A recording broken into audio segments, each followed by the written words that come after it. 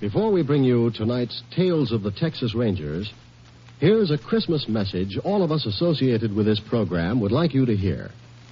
Christmas is just 2 weeks away, and unless everybody helps in his own city or town, there are some less fortunate children who will not receive Christmas gifts. Let's everyone join your local groups and give a thing for kids for Christmas. In your town, there are one or more agencies collecting toys for less fortunate children. Do your part and contribute the things you can. Thank you. The National Broadcasting Company presents Joel McCrea in Tales of the Texas Rangers. Tonight, transcribed from Hollywood, another authentic reenactment of a case from the files of the Texas Rangers.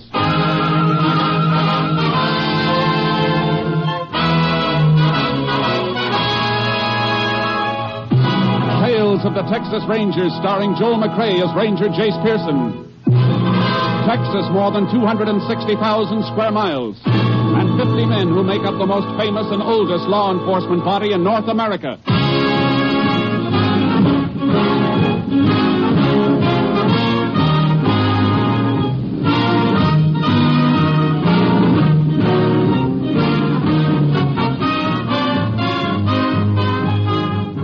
From the files of the Texas Rangers come these stories based on fact. Only names, dates, and places are fictitious for obvious reasons. The events themselves are a matter of record.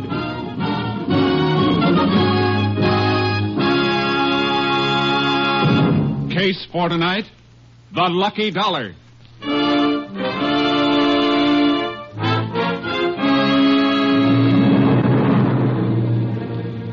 It is 7:30 of a simmering hot night, August 14th, 1945. In a small South Texas town not far from Corpus Christi, Joe Barry is counting up the day's receipts of his modest store. His wife, Clara, is locking up in back. 85, $15, 10, 20, 30, 40, 50. What the? Joseph! Well, what's happened to the lights? I'm not through back here. Well, I didn't turn them off, Ma. One of the fuses must have blown. Hey, you think it could be the refrigerator again? No, I just put in a whole new unit, didn't I? Hey, you just stay where you are, Claire. I'll get my flashlight here and see what the trouble is. Be careful, Joseph. And don't worry, honey. I'll be careful. Let's see what we got here now. All these fuses look good. Joseph? Everything seems all right in here, Ma. Must be in the main switch box. I'll take a look outside.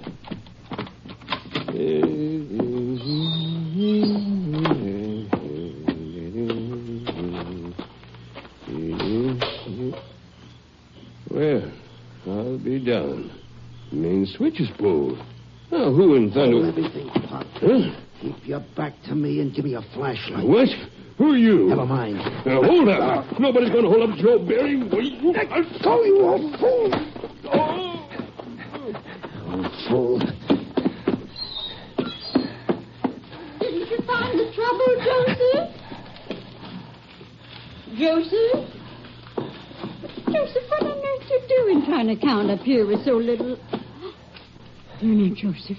What are you doing? Keep away, old woman. Joseph! Get away from that cash register! Shut up! Crazy old bat.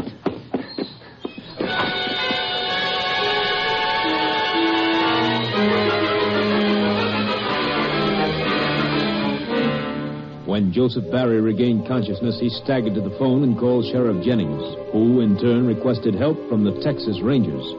Ranger Jace Pearson was at the scene of the crime a short time later. It's just like Barry said, Sheriff.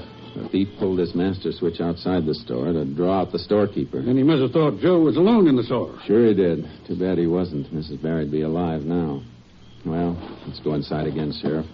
I'd like to ask Barry a few more questions. You know, Jace, this is mighty like another holdup we had in this area just a week ago. Yeah? Liquor store. No gunplay, but otherwise just the same. Main switch pulled. Owner went out to check the fuses. Was slugged. Nobody saw the thief? Nobody, but it could be the same guy. Could be. Mr. Barry. Yes, stranger? Find anything more? Maybe. I know this is hard on you, but I'd like to ask a few more questions. Go right ahead, Ranger. Ask all you want. I'll do anything to catch the devil that murdered my wife. I know. You're sure you didn't get a good look at the burglar? Something you could remember as identification? No, sir. He came up on me out of nowhere. No sound, nothing, until he spoke. Then we fought. But that voice... I'd remember that whispering voice anywhere. He spoke. You didn't mention that before, Joe. Didn't I? It's kind of hard to think right now, Sheriff. With poor Clara. What'd the burglar say, Mr. Barry? Oh, not much, Ranger. But I'd know that voice. I'd know it all right. Well, go on. Try to remember it, word for word. He said, hold everything, Pop. Keep your back to me and hand over your flashlight. And then when I fought him, let go, you old fool. That's all. He hit me, and the next thing I knew, I saw Clara. It's all right, Mr. Barry. I won't ask you to talk much more now, but would you mind coming over to the cash register for a minute? Sure. I'll come with you. There was so little in the till, Ranger. Only $45 it was. $45 for my Clara. Look here, Mr. Barry. Hmm? Can you tell me about this piece of adhesive stuck on the front of the register? Looks like something was pasted here. It was, Ranger. That murdering skunk even took the first dollar this store ever made. My lucky dollar. Lucky dollar? Yeah. Had it stuck up there on the register with a couple of pieces of adhesive tape. He took it. Not all of it, Mr. Barry. Look here. A corner of the bill is still stuck under this piece of adhesive. Must have torn off when he grabbed it. That's not much to go on, Jace. It's a start, Sheriff. A dollar bill that matches this torn corner and the bullets from Mrs. Barry's body. Clara. How can we help him, Jace? And best thing for him is some rest, Sheriff. I'll leave it to you. All right. What about you? I'm hoping we can pick up some fingerprints on the register here and from the outside switch box. I'll radio the lab crew to fly down here, and we'll see what they can find. Meantime, we'll notify all banks to be on the lookout for a sticky dollar bill with one corner missing. The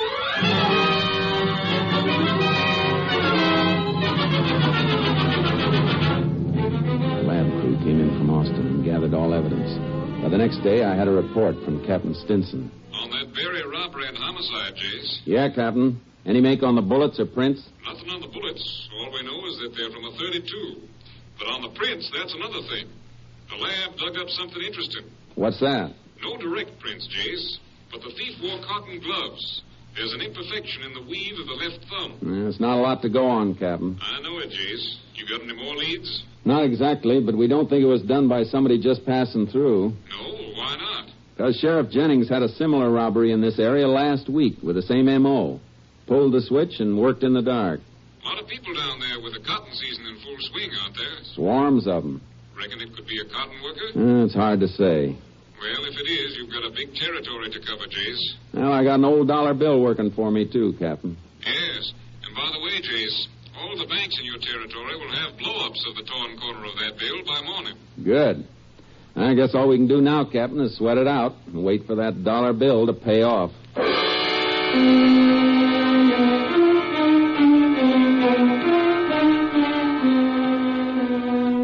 Captain Stinson made good his promise. By next morning, every bank in the area had a description of the missing lucky dollar and photos of the torn corner. 3 days went by. Then, on the 19th of August, a man walked into State Bank. Yes, what can I do for you? Money. Here is money to pay for the loan on my house. Oh, we have a loan on your house? Si. Your name, please. Ramos. Juan Ramos. Oh, I'll get your records, Mr. Ramos. What is wrong, senor? This dollar bill you gave me, corner's torn away. But it's good. The dollar is good, no? Oh, sure, but just a minute, please. Oh, okay. Hello, operator. Get me the sheriff's office. Sheriff's office, Jenny speaking. Hello, Sheriff. This is Jim Loftus over at the bank. Oh, yes, Jim. What can I do for you? Fella just came in the bank and handed me that dollar you're looking for. He did? Yeah. Fella by the name of Juan Ramos. He's here now. I say, hold on a minute. What's up, Sheriff? Man by the name of Ramos just passed a dollar at the bank that answers the description of the lucky dollar we've been looking for. He's still there. Tell him to stall him. We'll be right over. Hello, Jim. Yeah, Sheriff. We're coming right over, and don't let that Ramos get away.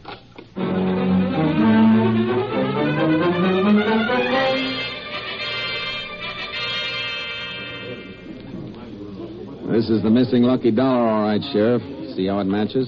But I swear to you, Ranger, I do nothing wrong. I come to the bank to make payment for my house. Where'd you get this dollar, Ramos? Well, I earn it, Ranger. Quien sabe where it come from? One day I work one place, one day another place. Who knows where I get paid the dollar? That was your last job. Well, I worked for 5 days for Mr. Larson, Sheriff. You know, across the tracks. Larson? Odie Larson runs a sort of swap shop in the Mexican settlement, Chase. It's a dump, but Odie does a pretty good business. Let's go see Mr. Larson, then. Maybe he'll be able to tell us something about Ramos and the lucky dollar. Tell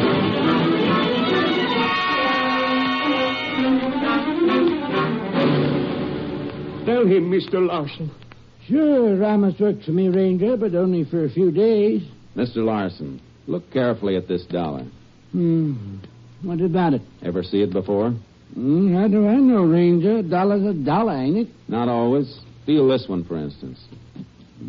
Kind of sticky. And the edge is torn. Try to remember, Odie. It's very important. To you. To me? An old lady was shot down, killed, by someone who stole this particular dollar. An old lady? That dollar come from someone who... No. I didn't do it, Ranger. I earned the dollar here from Mr. Larson. Take it easy, Ramos. Say, maybe I do remember this dollar, Ranger. You do? And it seems to me a little Mexican girl give it to me. Sure, I remember because it stuck to the other money she gave me. Know where we can find her? I think she works at one of the cotton farms near here, Sheriff. I don't know for sure, but she gave me this dollar and 2 more to pay down on a red silk dress. Yeah, I'll show you. It's in the back room. Never mind that, Mr. Larson. Just when did she pay you on the dress? Just last evening, Ranger. Yeah, I keep open at night for the workers, the cotton pickers. I paid off Ramos when we closed up. Must have given him that sticky buck along with the rest of his pay. I told you, Mr. Larson give me that dollar. The girl say when she'd be back for a dress? Today. You've never seen the girl before, Mr. Larson? You don't know her name or where she lives? No. Didn't you give her some kind of receipt for her deposit? Oh, sure, but just for the $3. When she brings in the receipt and the rest of the money, she gets the dress. Don't need a name and address for that. What do you think, Chief? I think we'll wait for the lady, Sheriff. Meantime, Ramos. See you, Ranger. Stick around town. I may want to talk to you again. See you, Ranger. Gracias. Now, Mr. Larson, you mind if we wait for the girl in the back room? Of course not, Ranger. Just come this way. It ain't much to look at.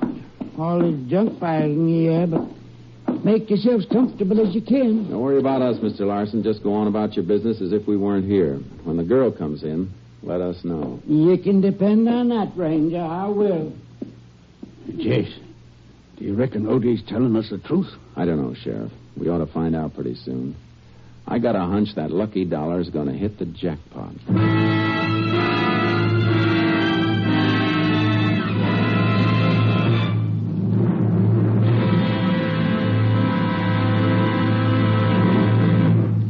You are listening to Tales of the Texas Rangers, starring Joel McCrea as Ranger Jace Pearson. We continue now with tonight's case, The Lucky Dollar, an authentic story from the files of the Texas Rangers. We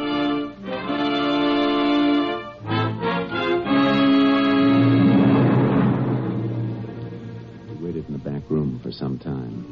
Larson had a good trade, plenty of customers, but nobody wanting a red silk dress. Then about an hour later, a Mexican girl walked into the store. Hello. I come for my dress. You know that red dress? Jeez, easy, Sheriff. Yeah, sure, I remember. Got the rest of the money? See, here you are.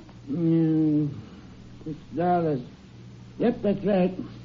Now, you wait here now, and I'll go get the dress. It's her, Ranger. It's Come on, her. Sheriff. You, young lady? Me? What is it, Ranger? You mind telling me your name, where you live? My name is Chita Marsales. I live right now at Mr. Compton's farm. I pick cotton. My whole family works there. My mother, father, brothers. That's Cat Compton. I know him, Jace. Owns one of the biggest farms in these parts. When does he pay his pickers, Sheriff? Like the rest. Once a week. Saturdays. What's wrong? Why you ask this question? Because you paid this dollar down on a dress last night, Cheetah. It's a dollar we've been looking for. This dollar? Yeah, where'd you get it? from my pay I get for working in the fields picking cotton. If you were a picker, how come you're off work at this time of day? I want to get my new dress. I ride into town in one of the trucks. You can walk off your job anytime you feel like it, Cheetah. It's my business. You're wrong there, young lady. It's plenty of our business when you pass a stolen dollar. Stolen? Come on. You're going back to the Compton farm with us.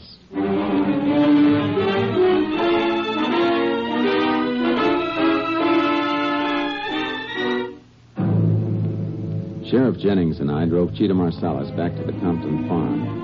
The girl had her new red dress, but it didn't seem to make her happy. We found Prescott Compton at one of the trucks near the main house, weighing the cotton his pickers were bringing in. Now, that's Compton right over there. 2.5 pounds, Pedro. Okay, I'll bet that's your count. Dump off. Miss Compton. Well, howdy, Sheriff. This is Ranger Pearson. We'd like to talk to you. Good. Does this girl work for you, Mr. Compton? Cheetah? Well, sure she does, Ranger. The whole Marsalis family works for me. They're fine people. Hey, what are you doing away from the fields, Cheetah? You haven't gotten yourself in any trouble, have you? I've done nothing, Mr. Compton. She passed this dollar bill that was stolen in a robbery and killing 4 days ago, Mr. Compton. Cheetah can't seem to remember where she got it unless it was from you. Not from me, she didn't. That robbery was 4 days ago. I pay off on Saturdays, Ranger. Where a whole family is hired, like the Marsalis, I pay the head of the family. In this case, the father. Let's see that dollar, Ranger. Here you are. No, sir. I didn't get this from me. I'd swear it. I've been paying my pickers off with new bills. New bills? Mm-hmm. Well, Cheetah? I didn't do anything wrong, Ranger. I don't know where that dollar came from. Well, we'll soon settle this, Ranger. Cheetah's brother is working right close here. Carlos. Carlos! Oh, no. Oh, Carlos! Please. Hey. No. Come over here a minute, boy. Sí, señor, sí. Un momentito, amigo. Sí, señor. What do you want? Cheetah, where you been? Papa look everywhere for you. Ranger here wants to ask some questions, Carlos, about some money your sister has. There's been a little trouble. Trouble? Trouble with Cheetah? What you done? Did your father give her any spending money, Carlos? Hey, Papa give us all a little. See, Ranger, see. 50, maybe 75 cents. And he never give Cheetah as much as $8 or $9 at a time, huh? Oh, no, senor, never. Cheetah never had that much. Any idea where she might have gotten it? I can guess. From Dandy Bird. From who? Dandy Bird. Donald, Dandy Bird, has worked for me for over a year, Ranger. Trustworthy, so far as I know. Except he fancies himself sort of a ladies' man, I reckon. No, it's not so. Cheetah. What do you want? Did Donald Bird give you this dollar? No, I tell you, I don't know where I get that dollar. Then you lied, Cheetah. Hey, take it easy, Marsalis. You should go get the money from no other place, senor. From this Dandy. And no sister of mine go to take money from a man like that. Where does Bird work, Mr. Compton? Well, Carlos can take you right to his truck, Ranger. See, you better show you the way, Ranger. And you, little sister, you pick your cotton here close to the house where I can keep an eye on you when we come back with your fine Dandy. Hate you and everybody. Come on, Sheriff. Carlos, let's get started for Bird's truck.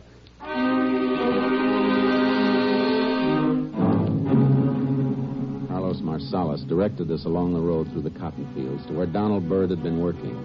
A trailer was there, but the truck was nowhere in sight.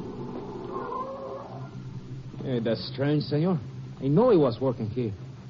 Hey, Sam, come over here a minute, huh? Come right over, boy. Maybe he moved to another part of the field. No, I don't think so, Sheriff. What do you want, Carlos? Where's Dandy Bird? This ranger here want him. What, Dandy drove out of the field 3 or 4 hours ago, Mr. Ranger. He had full load. He's in town? He sure is, boss, at the cotton gin. Is Dandy get himself some kind of trouble? I'm going to make him plenty trouble if he don't leave Cheetah alone. Your sister? Well, she drove into town with Dandy. She did. And she lied to us twice, Sheriff. Bird was at the gin when she came to the store for her dress. Sure he was. Thanks for the information, Sam. Oh, glad I can help, Mr. Ranger. Carlos. Si, senor. Can you give us a good description of Dandy Bird? Si. He is about as tall as the sheriff. That makes him 5'10". He's thin, blonde. Color eyes? Blue. Pale blue. Cold like a snake's eyes. No scars, no distinguishing marks? No, senor. Only he is always dressed up, even in a truck at work. He dresses fancy. That's why they call him Dandy. That's a pretty good description, Jace. Couldn't be hard to pick him out in the crowd. Oh, please, Ranger, let me go with you to town. Eh? No. You can do more good back at the farm, Carlos. I'll drop you there. You keep an eye on your sister until we contact you again. Bueno, senor. We'll head back for town, Sheriff. We'll pick up Dandy at the Cotton Gin.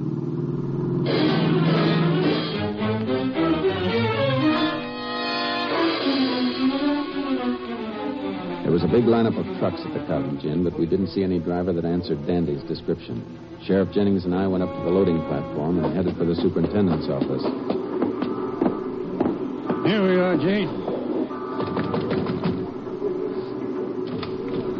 Yes, sir. What can I do for you? Ranger Pearson would like some information, Mr. Collins. Why, sure. Come on in my office so we can hear ourselves talk. There. Have a chair, gentlemen. Now, how can I help you? You know most of the drivers by sight, don't you, Mr. Collins? I'd say so, Ranger. The regulars, anyway. But there's a heavy crop this year. You saw the line of trucks outside. Well, there's lots of new drivers. The man we want is regular, Mr. Collins. Works for Press Compton. Man's name is Donald or Dandy Bird. Dandy? Why, sure, I know him. Funny, you should ask for him, too. Oh, somebody else wanted him? Yeah, phone call came in here about half hour ago. Phone call? Mm-hmm. I went out on the platform and gave a yell. Dandy moved up close to the head of the line, and he climbed out and came back in the office with me. Then you heard the conversation? What there was of it, Ranger. I wasn't paying much attention. But seems to me he did say something about meeting somebody at the same place tonight. Then he hightailed out of here, and I haven't seen him since. You any idea where he went? No, and I wish I did. Left the truck standing, blocking the whole line. You're looking for Dandy Bird, Ranger. I'd like to get my hands on him myself. Well, thanks, Mr. Collins. Oh, one thing more. Do you know who called Bird on the phone? I know. Sounded like some little Mexican gal.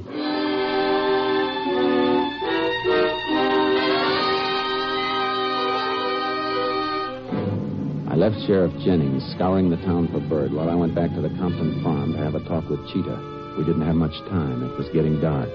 As I turned off the highway onto the Compton Road, I saw Carlos Marsalis running toward me. Ranger Pearson. Yeah, what is it, Carlos? Cheetah, senor. She's gone. What? I thought I told you to keep an eye on her. I did, senor. But she went into a shock and I wait. But when she don't come out, I go in, and Cheetah's gone. Her clothes, everything. And then I look out the window. I see her stopping the bus. I run after her, but it's no use. The bus was gone. A bus? Past me coming down here. Pile in, Carlos. We'll follow it.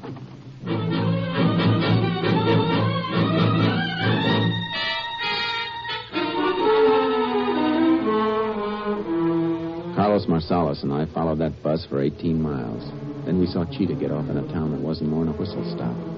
She went into a dingy beer joint. It was small, but plenty noisy. Parked the car where it wouldn't be noticed, and we sat there for almost an hour.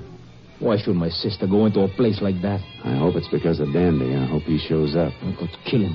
Leave that to the state, Carlos. You'll get what's coming to him. See, but just to sit here, Ranger, doing nothing. Hey, wait a minute. Look, going into the cantina now. Huh? Is that Bird? See, that's him, Ranger. Let me go, huh? No. You stay here, Carlos. And I mean it. See, Ranger, whatever you say.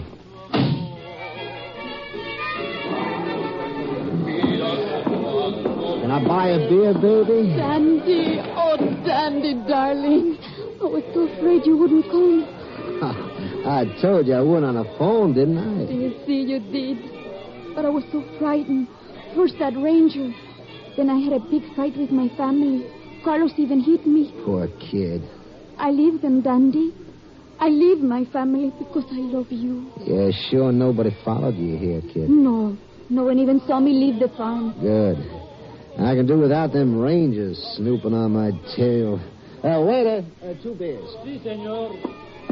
Dandy, what you do to make those rangers come for you? Do? What does anybody do to get the rangers after them? Those guys are always looking for trouble. Hey, what about them beers? See, mister, right away. Dandy, you tell me the truth? For you, I leave my family, Dandy. I love you. Yeah, I know, baby. It's beer, senor. All right, just in time. Boy, am I dry. Like I said, kid, Dandy Bird never makes trouble for nobody. I got plans for you. Dandy, what's wrong? That ranger coming in the door. He's heading this way. Put away that gun, Dandy. Come on, Cheetah, we're getting out of here. Stay where you are, Bird. So you did leave the rangers here. No, Dandy. You stay where you are, Ranger. Don't go for your guns. I got the girl in front of me. Dandy, let me go. No, babe. You're staying close to me. Dandy! Get the girl out of the way, Bird. Keep away from that door. Out of my life, Ranger. You try to gun me and you hit her first. You treat me like this. You don't love me. Hooks to you, devil. Let me get this door open. Don't come any closer, Ranger. He has a gun, Ranger. Get away from him, Cheetah. Dandy, let me go. I hear you, little... Cheetah, hold it, Dandy. Oh, yeah? Don't shoot no more, Ranger. Don't shoot no more. I'm done. You sure are. Too bad you didn't stick to the cotton business. Come on, Dandy. On your feet.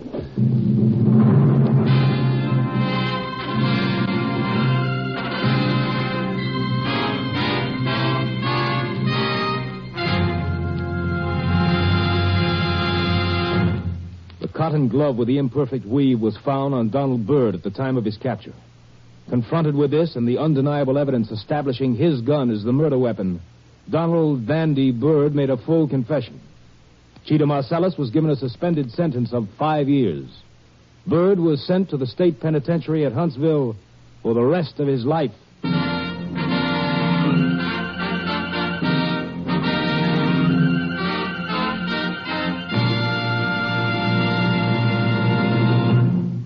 And now, here again is the star of our show, Joel McCrea, with another interesting anecdote about the Texas Rangers.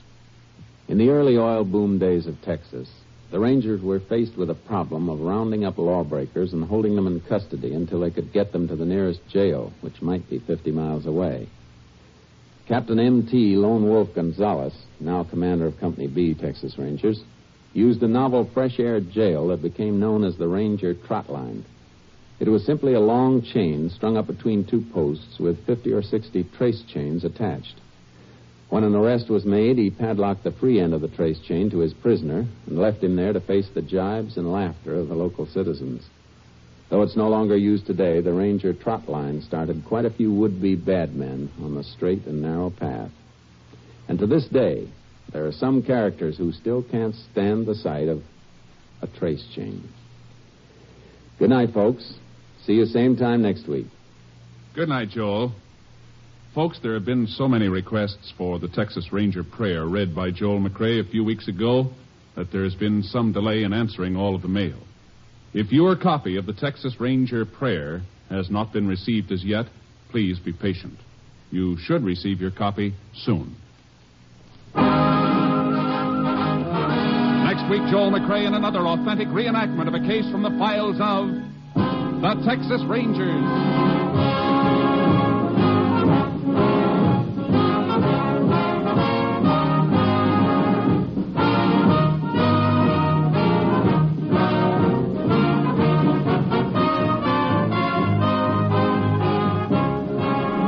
Joel McCrea is currently seen starring in the Universal International Technicolor production Saddle Tramp.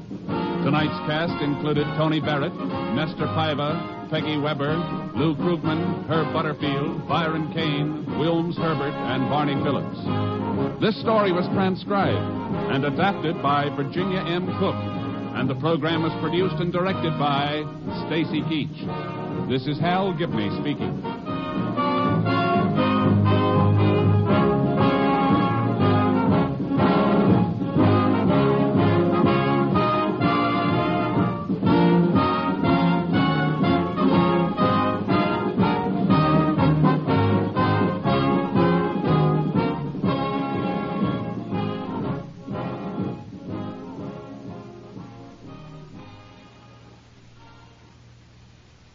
Three chimes mean good times on NBC. It's yo-ho for the open sea tomorrow as the Railroad Hour presents Gilbert and Sullivan's comic opera, The Pirates of Penzance, starring Gordon MacRae, Lucille Norman, and Clark Dennis. Gordon MacRae will star in the comedy character role of the Major General. This will be the third of Gilbert and Sullivan's musical whimsies offered on the Railroad Hour. For music in a more serious manner tomorrow, the NBC Symphony brings you another hour-long concert of some of the world's greatest music, under the baton of the brilliant young conductor, Guido Cantelli. Now the $64 question. Three chimes mean good times on NBC.